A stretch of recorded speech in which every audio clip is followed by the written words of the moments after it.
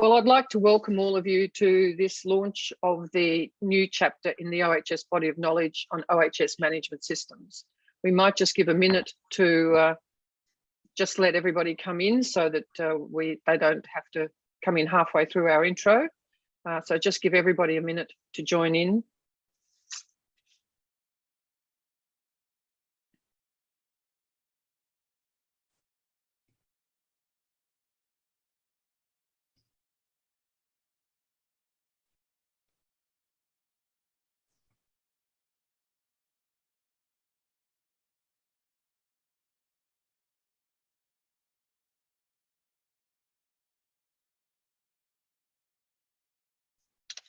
Well, thanks everyone for joining us today to talk about OHS management systems.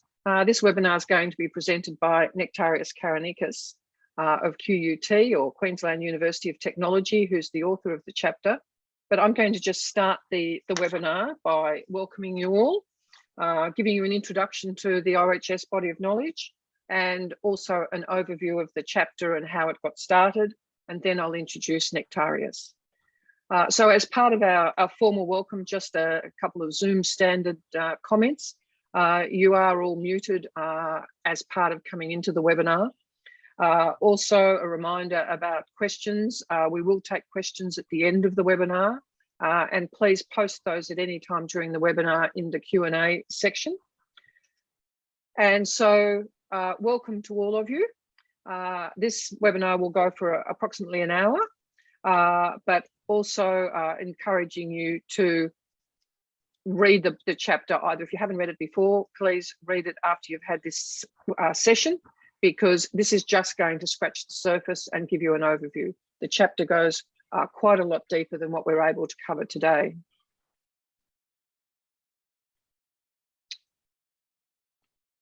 Can you progress the slide for us, Nectarius? So, introduction to the OHS body of knowledge. Next one, thanks. Just as a reminder, and I take it that most of you here will have a little bit of information and knowledge about the body of knowledge, but just to remind you, it has an Australian and international application. We write it targeting specifically OHS professionals. It informs their education of the developing professionals. It also provides CPD support for currently practicing professionals. It is being used by practitioners, but we do write it by targeting professionals. And in fact, it's available to anybody who wants to seek up-to-date information in an accessible format. So that's our target and our intended audience with the body of knowledge. Next one.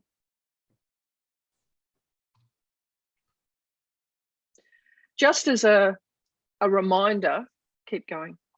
The body of knowledge is designed on a conceptual basis. It's not the sort of thing that you can say, I'm going to delve into one chapter and get all the answers. So we use this flowchart as a reminder about the conceptual structure of the body of knowledge, and that in order to solve a problem, deal with a practical issue, OHS professionals are going to delve into a whole number of these concepts. Obviously, the OHS management system chapter fits into the concept of system, but the organisation, the knowledge about humans and how humans interact, our control principles, our understanding of risk is all essential to understanding our problems in health and safety practice. And this is where the OHS body of knowledge fits in, but we need to bring our practice to this conceptual knowledge.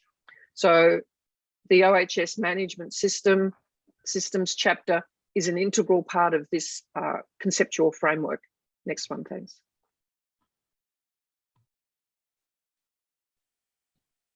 And that's our practice. So going to this chapter in particular, the OHS management systems, it's really important that we say when we started off with this, it's not about ISO 45001. This is not a chapter about that. You can read the standard at any time you wish. We take account of it, but it is not about the standard. It is about OHS management systems as a concept and as a whole entity. So what the chapter does is review the literature, because having a historical perspective about where management systems come from is important. And as part of the literature review, Nectarius commented on the effectiveness barriers and facilitators around OHS management systems and what the literature said. But in presenting a hierarchical integrated approach to the organising elements of management systems elements, Nectarius brought a whole new view to how they integrate and a way of thinking about them. And he's going to talk about that today in the webinar. The other really important part about the chapter and the development of the chapter was we had a forum with OHS professionals and asked them some very practical questions about their perspectives on management systems and their implementation of management systems in their organisations. That's not addressed in this webinar today, but what I want people to do is to have a read of the chapter, because that practical advice is really, really useful stuff. Next one. So moving on to introduce our author of the chapter, Nectarius Karanicas, who's an associate professor at Queensland University in the area of occupational health and safety. Like many of us in health and safety, he has a fairly mixed disciplinary background, from engineering, human factors, safety and quality management. He's got a pretty broad experience, including military aviation, safety management and human factors, where we can see all of those things come together. But it certainly brings a systems approach to all of the things that he does. Not only has he got professional credentials in these areas, but he's an active member and a volunteer in a number of international and national associations. Nectarius is very involved in and committed to the professional development, not only of his students at the university, but more broadly. And this is reflected in how he's engaged with organisations such as AFISA and the AAHS. Nectarius, it was a great pleasure working with you to develop this chapter, and I welcome you to the webinar and introducing you to the people who are present. So over to you, and very interested to hear how you bring all this together. A reminder to everybody about the questions. We will have questions and answers at the end, so please post your questions in the Q&A. If you want to make some comments about the discussion as we go, feel free to use the chat box as well. So thanks, Nectarius. Thank you very much for the introduction. Just to add that at QUT we indeed try to bring the systems thinking and systems approach together through across all our courses. But first of all, you forgot to mention that you are a co-author of this chapter. You helped me very much to flesh out the concepts. It took about a year to search the literature, to analyze it, to critically evaluate what exists out there and synthesize everything.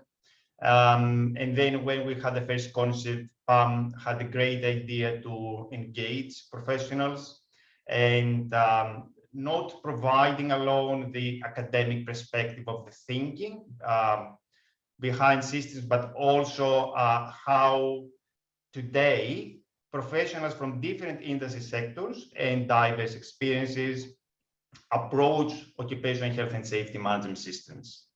So kudos to our peer reviewers, Mr. Graham Easterby and Leo Rusena. Sorry if I pronounce it wrong, who helped very much with their feedback and comments, and also one reviewer who wanted to remain anonymous.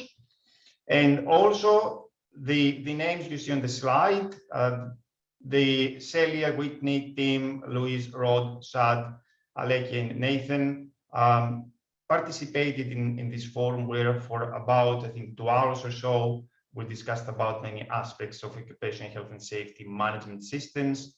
And you can read in the chapter what they shared with us, what the pains, what the benefits are regarding health and safety management systems. I will cover only a small part of this discussion that we had, and which actually, Pam, this section of the chapter is actually the work of Pam, nicely interpreted, verified with each other, whether the meanings were captured correctly and are presented in the chapter.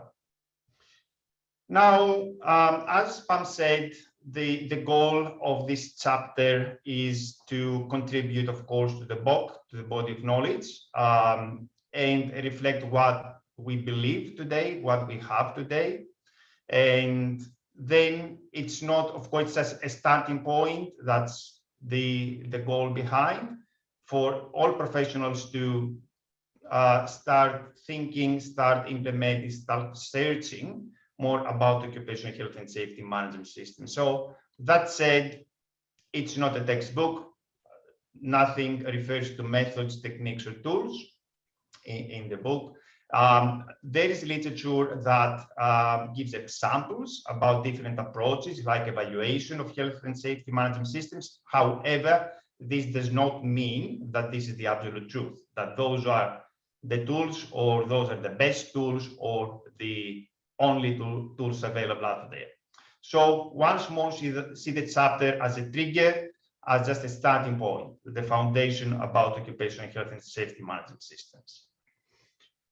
One of the first challenges when I decided to start typing, it was to define what we mean by OHS management systems. And I searched in the literature to see what other colleagues say, what the standard, the 45001 says. And I found different positions, sometimes complementary to each other, but not a holistic perspective of what the system looks like in, of course, this area of occupational health and safety management. So the chapter in the first pages starts to break down those terms, occupational health safety management system, and then putting them together. So when we're talking about occupational, I guess we all understand that it's about workplace activities.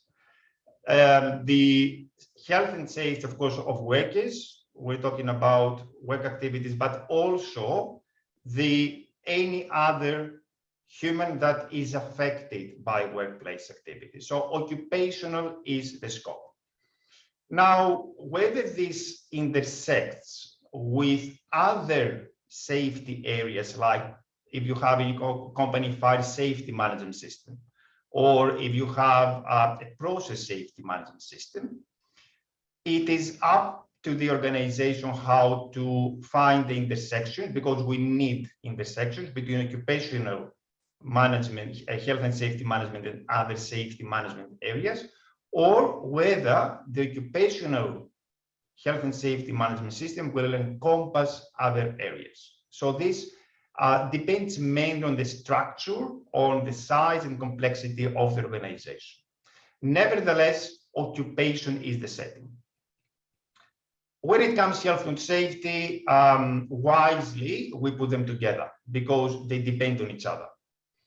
The health, in order to be healthy, we need to be protected, so safety contributes to that. And in order to have good protection in the system, we need healthy agents. So those two concepts come always together. The management term, we must clarify here, it's not about systems of control. We're not talking about process safety here. So management implies that we acknowledge and expect some variability. We cannot directly control the management, the system. We actually manage, meaning that we try to steer the resources and interactions around towards, of course, making the system work. And the term system signals the concept of things that work together, not just randomly existing in the space and time, and have the purpose to ensure the occupational health and safety of workers or anyone that is affected by work activities. So that was the approach in order to understand what we mean by occupational health and safety management systems. So I have a very short poll for you based on what I discussed, or maybe you have already read the chapter.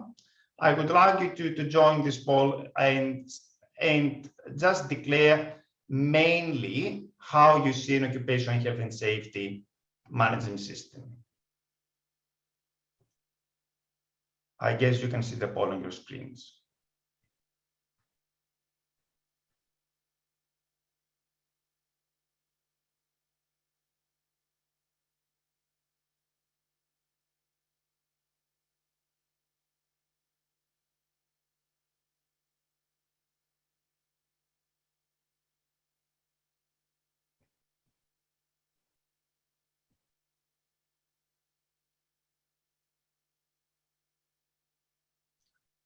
I will wait for a few more seconds.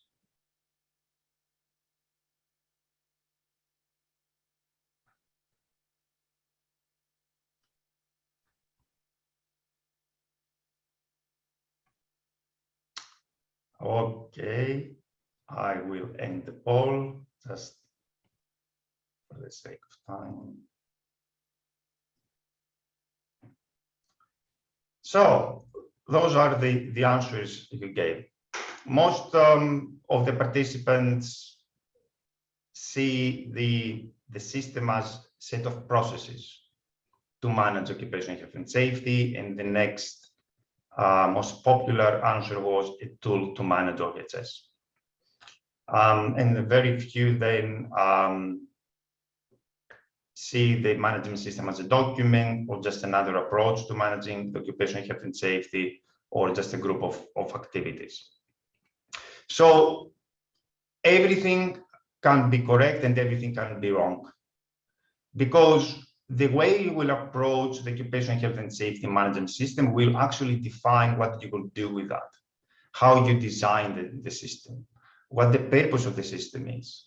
So if you see the system as a set of processes, as prescribed flow of things that we need to do to ensure health and safety, actually you miss the variability in your system probably. You miss interactions. You might believe that since we have the process, we have documented them, we have nice tools and techniques to apply to its occasion, then now we have a system. If you see the system as a tool, meaning something you use, it means that you feel like you're not part of the system, because you see the system as something external, as something additional to what you do, not part. So you don't feel yourself maybe part of the system itself, or the system itself as part of the overall organizational context. So I'm not here to change how you view occupational health and safety management systems, but I'm here just to make you think the way you see them, what it means. If it's just a document, are the documents live systems as we see systems in our daily practice and academic, of course, thinking? If it's another approach, what does this mean? That we can just have this management system aside. Sometimes we can consult with this management system, sometimes we may not. Once more, I'm not here to change your perspective. I'm just here to say that it is very important what we expect from a management system. And this will drive your efforts. If it's about a document, you will stop at the document level. If it's about a process, you will have a prescriptive approach to occupational health and safety management, and so on. So the definition I actually came up in the chapter after reading the literature and the peer reviews and the work together with PAM. It's that the OHS management system has tangible and intangible elements. Humans are part of the system. Your equipment, hardware, software, the environment are part of the system. And there are some intangible elements like processes, psychosocial areas, your culture, everything that we discuss as part of an organization, which do not have a constant fully predictable performance. They can vary over time, but they exist and they interact in a coordinated way with a common purpose, which actually the common purpose is what makes a system. The interactions with a common purpose to, of course, promote the health and safety of workers or anyone else that is affected by occupational activities. And we refer here to physical and psychological integrity of workers and the rest, just to signal here that we're not talking about physical safety alone, visible problems or opportunities or injuries, but also the psychological part of our lives. So that's the definition given in the chapter. Come up with your own definition, do your own research, challenge the definition, change this definition. I'm not here to impose anything, as I think no author of the body of knowledge chapters does. Just sharing with you our understanding based on literature research and interactions with others. So at some point in the chapter, I tried to put in one place all organizing elements as I named them. I don't name them just elements because we are elements of the system. The system has many elements, as I said before.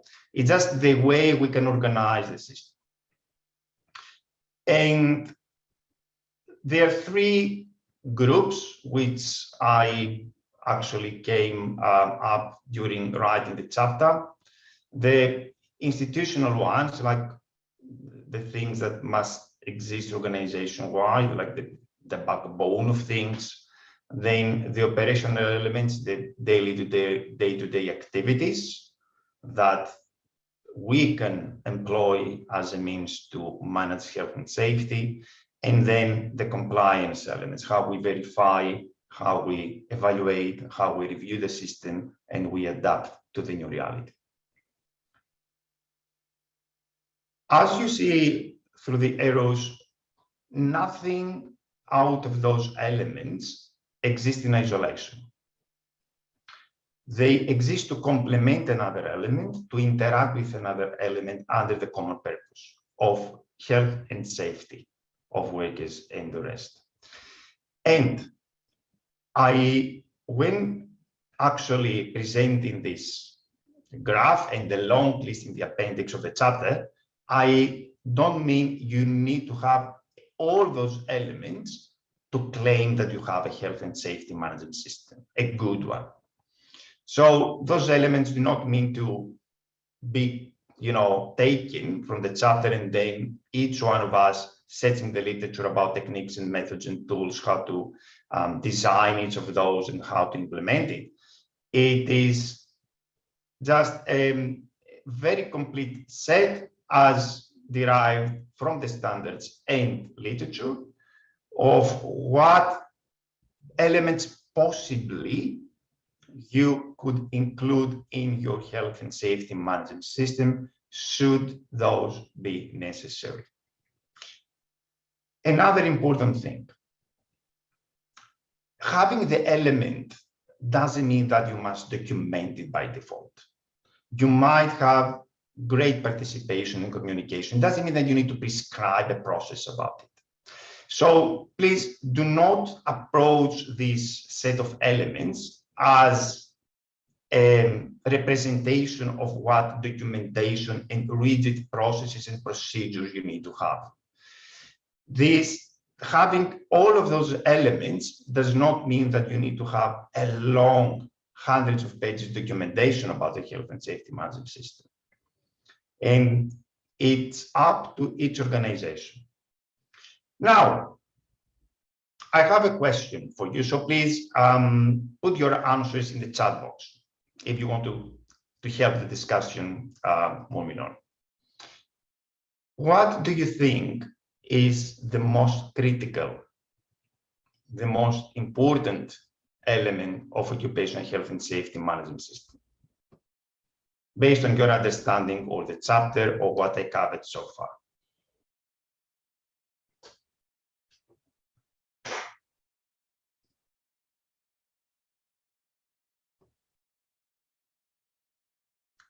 Yes, I will wait for a few seconds.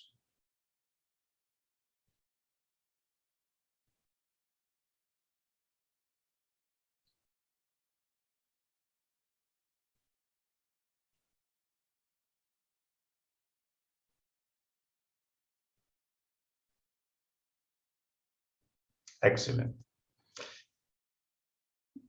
Nice answers because they're diverse. Some replied that we need to, everything is important, everything is critical. People talk about leadership, about operational elements, about different elements. I agree with all of you because you speak from experience. So you might have felt already in your organizations, regardless of whether you have a so-called health and safety management system, you might have many activities. Which ones were best for you, or which ones suffer maybe and you would like to improve? So I'm very happy that the answer is so aligning with what I said before. I'm not going to direct anyone to say, you should first focus on that and second on that. It depends on your needs. It depends on the room that you have to move within the organization. But I will give you an additional just comment perspective that regardless of what you see on the slide, those are the important elements of your system. The humans, and you see there are three people. I mean, it's not just the worker, it is the supervisor, it's the line manager, it's the senior manager, the safety department, it's the quality department, it's everyone involved in health and safety management. Those are the critical elements that will render your system effective or just a document that will actually lead to desired results, the expected results. Those are the people who you should engage, you should invite to co-design or co-change the system. And those are the people who are the necessary critical elements. We cannot avoid that. A system without us feeling part of the system, if I see the OHS management system as a book, and I don't feel part of the system, then it's not a system. And the same applies to everyone. If people do not feel part of this initiative, then we are not quite there. We need to try to transform whatever we have into a system. And this is actually the list from the literature about different enablers, barriers of occupational health and safety management systems and external factors.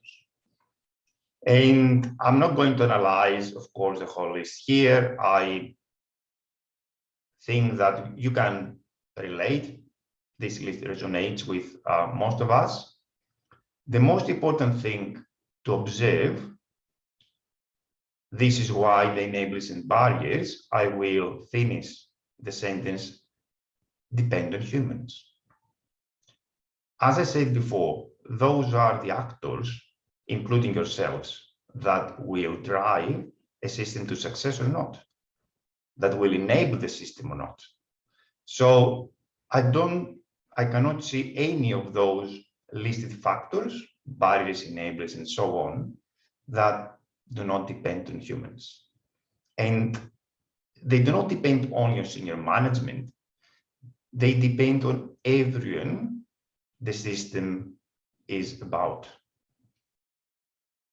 If the system includes, as it should, everyone, then everyone will play a role as enabler or barrier. Whether now this role will be on the positive side as enabler or barrier has to do whether the system has a meaning to them, whether it adds value or has been offered or transformed into a burden.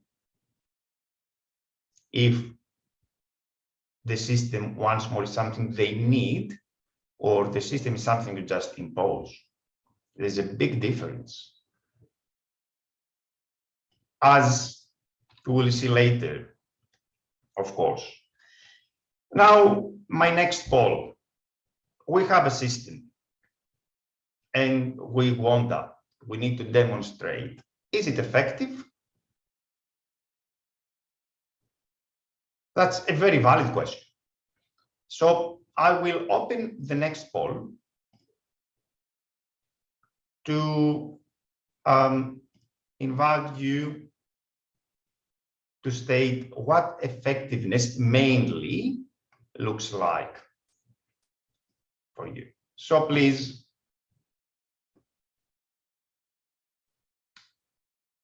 state your opinion.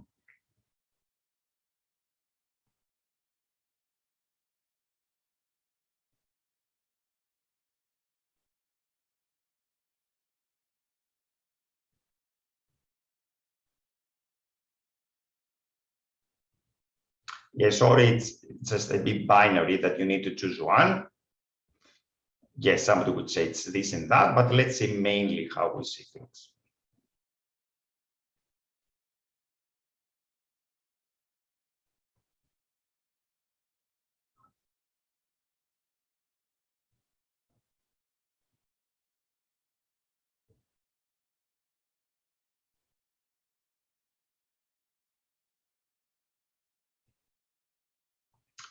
So we reached 75% participation rate.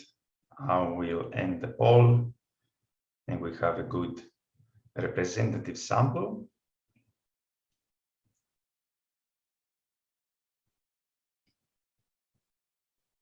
And I will share with you the results. So this is what you believe, this is what you answered. All answers are great. And somebody indeed would claim it's not this or that, it's not an exclusive list there. We need to maybe to look at all three. However, the main driver, the main reason for viewing a system as effective or not, once more will drive what you assume and what you do. And I will break this down. So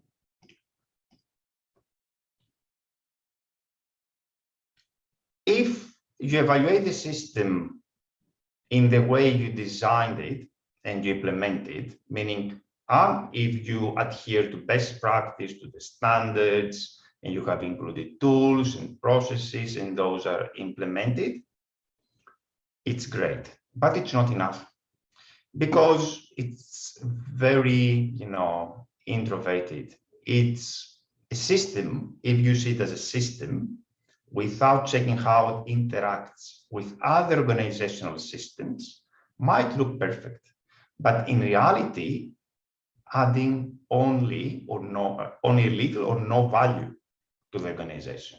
So that's great, but not enough.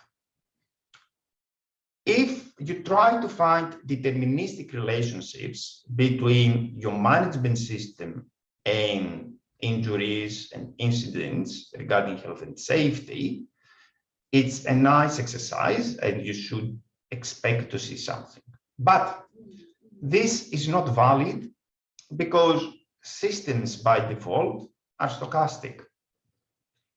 We can find some relationships, but we cannot be confident that whatever you receive at the other end of your health and safety management system is due to your system or not. So you have so many variables that play a role. A system itself, as we envisage, as we have designed it and we implement it, to the degree to which we have engaged everyone, of course, we cannot keep everyone happy. You need to try, always to get people on board. Doesn't mean that's the only thing that affects the whatever outcomes we receive. So yes, but limited value. Cost benefit? Sure. How do you measure the cost and the benefit? So the cost, of course, somebody would say the hours we put there, and the resources we put in the system, the hardware, the software, the papers, the training we do, and so on. Yes. Well, this is one part of the cost. The cost of cognitive effort and intellectual effort that everyone puts there is not easily captured. Now, and the benefits. How do you assess the benefits, and when do you assess the benefits? Over time, once a year, and how do you define the benefit? Is it what people say, what people feel? Is it once more the reduction in compensation claims? Are those the only one? How do you see the psychological parts that come out of those interactions within a system, the benefits or costs of those? There is a cost also when I impose a system on somebody, and I don't capture that. There is a cost also when I am consuming capacity of other organizational systems and objectives because I think that my system has a priority. Health and safety management system, because I am the health and safety department and office. Do you and do we consider those costs? So there are problems with evaluation of a system, but the main message here is that the effectiveness cannot be evaluated through one channel alone and not in a deterministic way. And this brings me to my next poll. I think that's the last one for today. No, it's the third one. I have one more. What do you think is the best way to assess a health and safety management system in terms of effectiveness?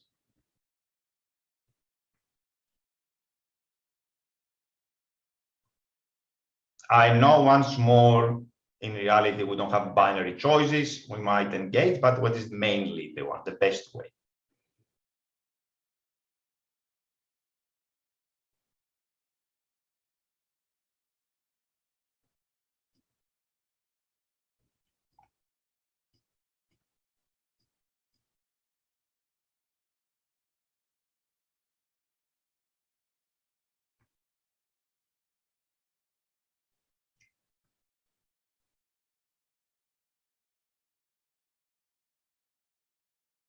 Okay, we reached the 75% participation rate. We'll end the poll and share the results. So the majority, almost half of respondents said studies and surveys, and then the rest of the sample somehow evenly distributed between external audits and internal audits and inspections. Yes, I agree with everyone. It depends actually what you do different during those activities and whether those are complementary to each other. So if you believe that audits and inspections capture the system, then we might have some illusions there. Audits, inspections, external or internal, cannot capture the system, can capture some representation of the system, some, let's say, areas that we focus on. And here, of course, comes our biases, cognitive biases, when we inspect and we audit systems. They can compare a system based on a standard, but, you know, a documented checklist, but systems are not checklists. They can try to collect data from, you know, employees and to have discussions, but we know that sometimes organizations get well prepared when it comes to an audit and an inspection. and maybe the validity of what we collect is not very high. In studies and surveys, yes, we collect perceptions, when we collect observations, things like that. But that's a great initiative, and I really encourage, but we need careful designs. What do we measure? How did we come to those indicators? Do we have an approach to come up with those questions that try to measure an entity? Or is it just because we copy-paste the survey from our partner organization next door? In the chapter, regardless of the whole ambiguity regarding effectiveness, includes very high-level guidance of how to evaluate the effectiveness of systems, or to evaluate the system, or to evaluate actually anything. Having a very step-by-step approach. And it doesn't mean, if we don't have the resources and time and capacity, that we should have a very detailed, very rigorous assessment. Because if you go to a worker with 120 questions, because this is the complete assessment of your system, then you have another problem. They will just maybe not participate, or they will just tick in boxes, random answers there. And then we have, the results. So everything can be valid and invalid at the same time. Everything can be reliable indicators on this slide, at the same time might not be. So we need to be careful how we interpret the results of all those things, how we design all those things, and whether we are in this continual improvement mindset. I don't say we don't need audits. I say how we design, what do we do with the audits? Do we improve the audits? Do we focus on what we think is of merit? Or are we open? Are we taking local inspections like hazards, slippery surfaces, or PPE, or leakages, which yes? Or are we looking at the system also? How the system works, not the agents, how those agents interact, not what the agents do and how they behave at a specific time of point. This is what we do mostly with the audits.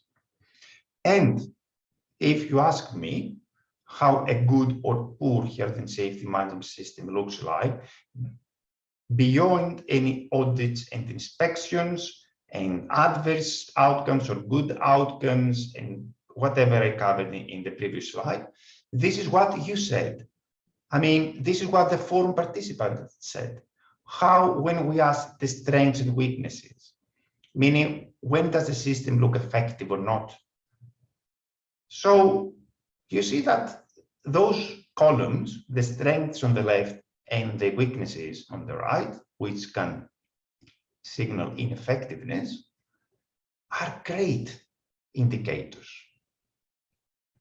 And I don't see anything in this list referring to a specific process, a specific organizing element exclusively. And it's great when I was hearing the professionals who joined the forum to really enjoy this systems approach. This is what we expect from a system. Of course, somebody would ask me, why don't we need a process? Yes, but the process needs to serve the purpose, meaning the health and safety of workers.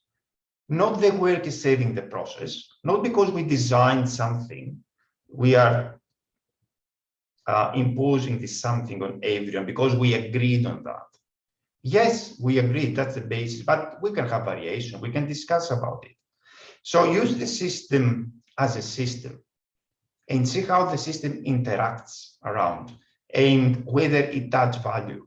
If it adds more paperwork and if it actually consumes your time, which you have allocated before you have the system to going out and talk with managers and supervisors and workers, and now this time has been because you buy your documentation to maintain the system, we have a failure.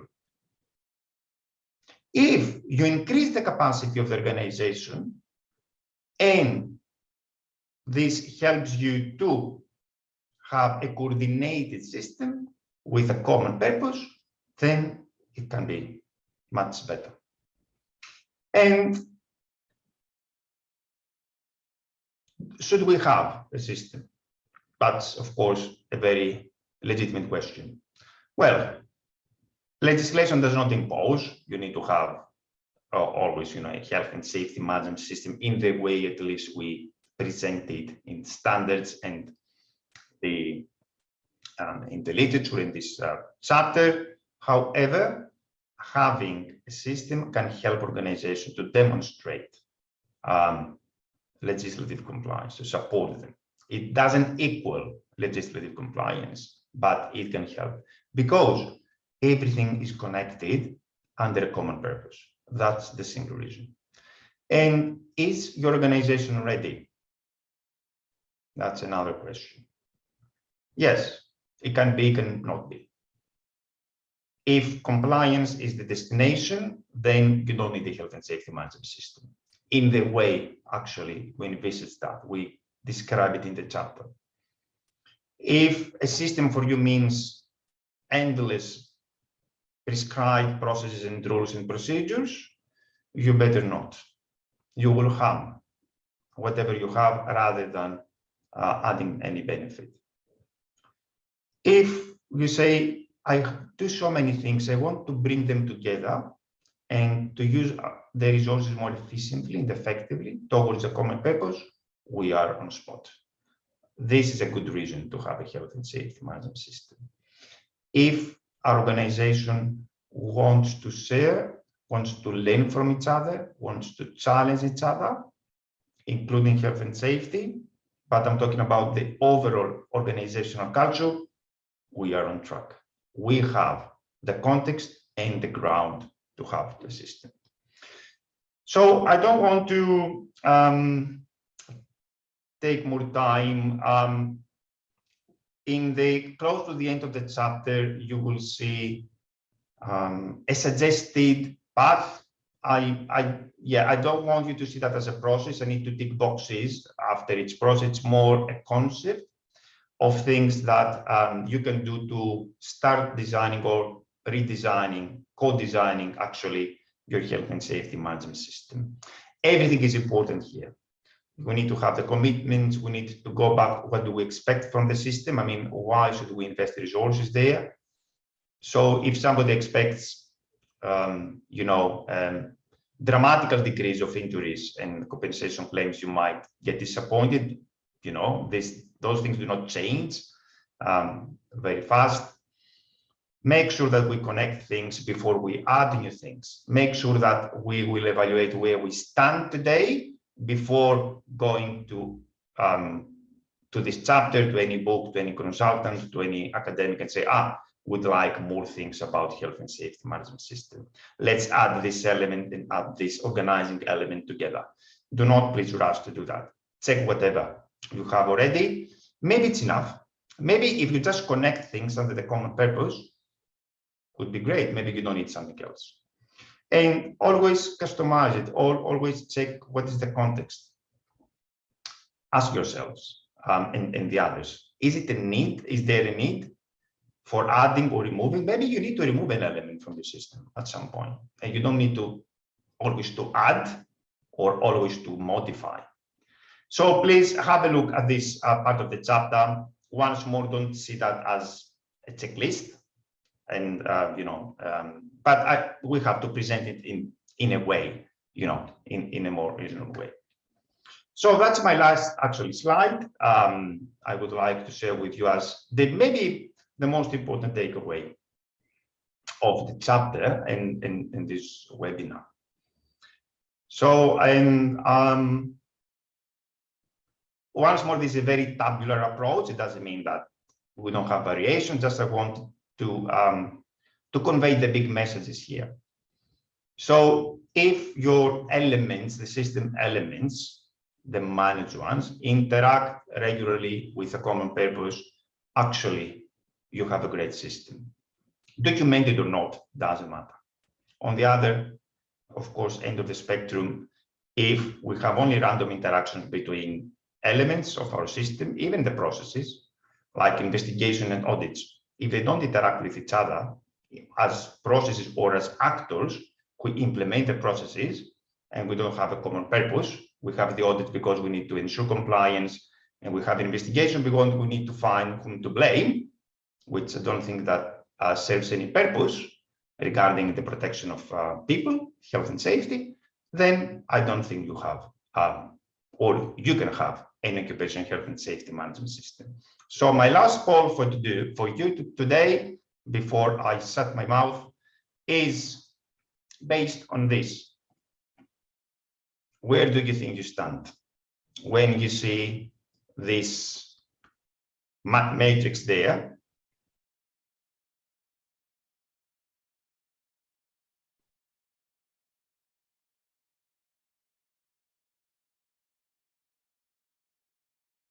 Yeah, be honest, because we don't know the the identity of respondents. And we're not here to judge, just trying to share with each other.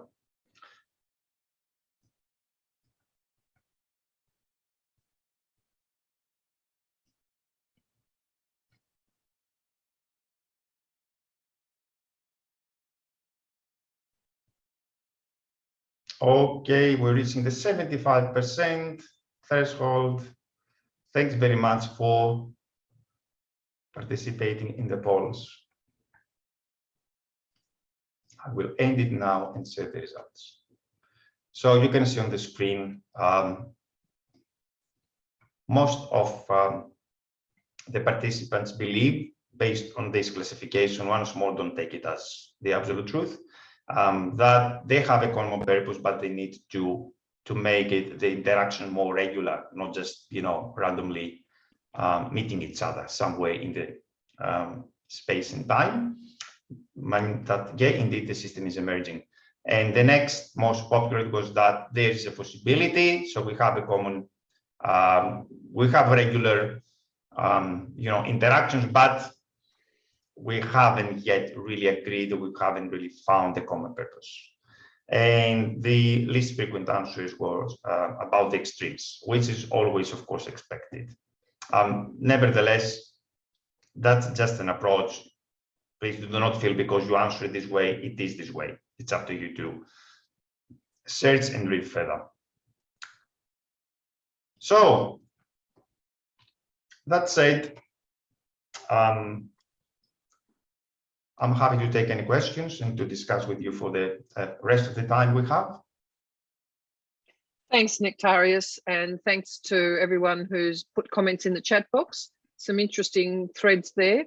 And a reminder that if you've got questions you'd like to put to Nectarius, if you could put them in the Q&A box. I guess as the manager of the body of knowledge and the introduction for this webinar, I'm going to take a little bit of a leeway here and just make a comment. In reading and working with Nectarius on the chapter and also listening today, one of the things that's really come out as a very strong message is that people are part of the system, they're not outside the system. And this might be considered normal. And most of the chat box made comments about you've got to involve people and workers. But making them part of the system is even more than that. And it's a little concerning in the document 45,001. The definition refers to people using the management system. And I think that this is a really important message to get across. And also the people who talked in the chat box about involving people, if we can change that message to you are part of the system and an important and vital part of the system, so that what happens impacts upon you and what you do impacts upon the system. It's not just participation, consultation, etc. I think that's a really important message that needs to come across, and something that isn't always clear in what we talk about with management systems. Couple of questions, Nectarius. John Whale, thanks John, has said that Reason back in 1987 suggested that cultures can be engineered via OHS management systems. Do you believe that an OHS management system can have such an impact, or is culture more complex? Now, hey, you got a few minutes for that one, but it's a pretty complex question. What's your thoughts? I am against any engineering of psychosocial parts like culture.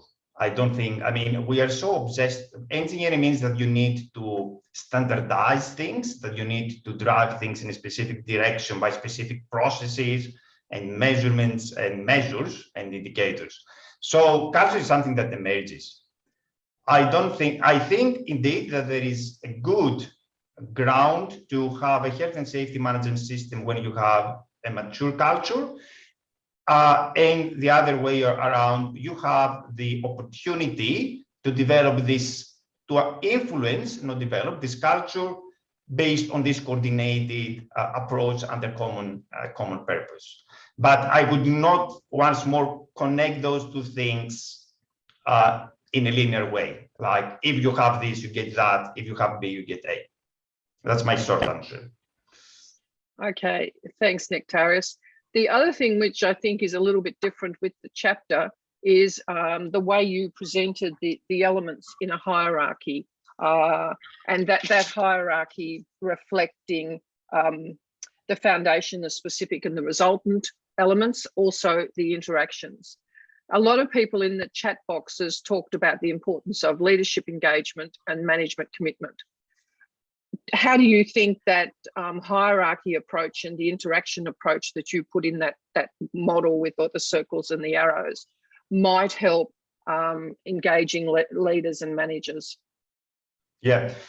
Once more, I will reiterate that you don't have to have everything that you see on this graph in the list. Of course, you need to have some institutional ground to go on with your system or making your OHS activities a system. And then you need operational and, of course, verification and adaptation elements. So you need those three elements from all those three areas to make it work. Because you might have a great appetite and will and resources, but then if you don't operationalize them, then in the correct way, then it's maybe a waste of resources. And you might put things in place, having the prerequisites there, but you don't grow, you don't adapt, you don't modify things, then it's again a little value there. So I don't want to present them as a hierarchy. I would like you to see them as just a suggestion of possible elements we could mix together under one's more purposeful interactions, so to make a system that matches your context, your needs, your expectations. Thanks, Nectarius. And I think this question leads on from what you've just been talking about. Greg Crisfield reminds us that some people still see systems as meaning documentation. And I think you've spoken pretty clearly to that today. But Greg, like a lot of us, says he believes in doing what we say we do and that the words matching the behaviours. Do you want to make a comment about this in relation to the systems? Yes, I can relate to that. Even my students, when we first start speaking about systems, they think it's just a document, right? That's our system. So I don't know how this has been so much ingrained in our understanding of systems. And regarding doing what we say we do, yes, I'm an advocate of that, as long as it's not what I believe we should do. That we have a good understanding of what we're supposed to do, what value this will add, what we expect out of what we do, and ready to challenge ourselves, to challenge the others around us, to change what we do and how we do. Yes, but in principle, I agree with Greg. It's interesting because in the discussions we had with the OHS professionals in the forum, a number of them commented that management systems tend to reflect work as imagined. And how do we develop our OHS management systems and implement them so that they actually reflect work as actually done? So linking that workers imagine, workers done concept to your management system, I think is a useful thing to do. So just drawing things to a close, I'd like to thank you, Nectarius, for the webinar, but also for your extensive time that's been put into writing the chapter. And it's interesting because when we first posted on LinkedIn and a few other areas that we'd written the chapter, a few people commented, well, you know, OHS management systems are core business for professionals. We've all done it. We all know it. Why do we need to go here again? But I think the discussion today has shown that it's not wrapped up. It's not done. We don't all know the extension about what we should be doing with management systems. It's still a live discussion.